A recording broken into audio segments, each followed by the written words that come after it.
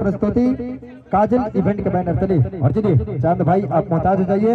और चलिए काजल और चलिए हमारे भोली साउंड सर्विस के संचालक महोदय से गुजारिश, इन दोनों का फरमाइश गाना को आप आगाज कर देंगे। चलिए रेडी 1 2 3 4। ठीक लगे अरे का हो रउआ तो बोली मत हमरा से। तो अरे तुम का हालत कर बाड़ू। रउआ बात मत करी हमरा से, कोनो मतलब बा हमरा से। रउआ तो अपने धुन में रहे के बा हमरा। अरे बतिया का भल में बताइबे कि बेलमुंड बिगड़बे हमार ना मनबे। बताओ का भइल बा।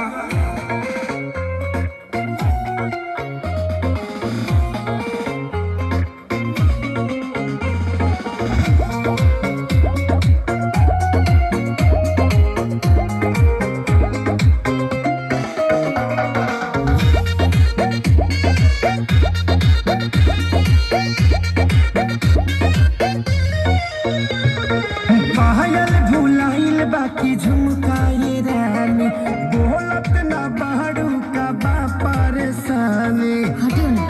अरे बोला का बात बा। पायल भुलाइल बाकी झुमकाए रानी बोलत ना बाड़ू का बाटे परेशानी। काहे तोहर भोरे से लटकल बनोला हो लटकल बनोला। हाँ तो सुनी ना।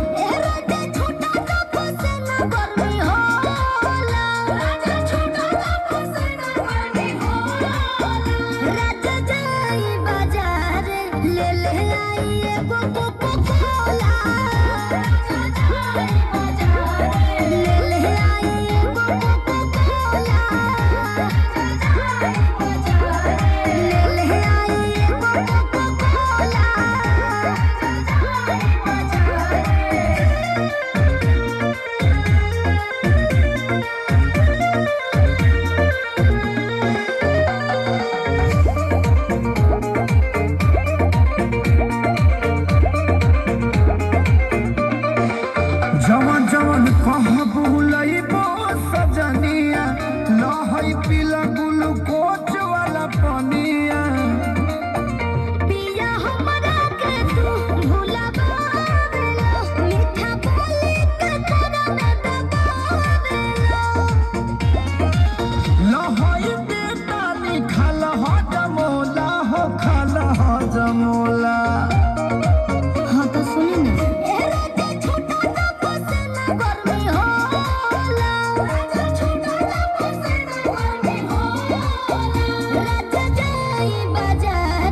ले ले आई एगो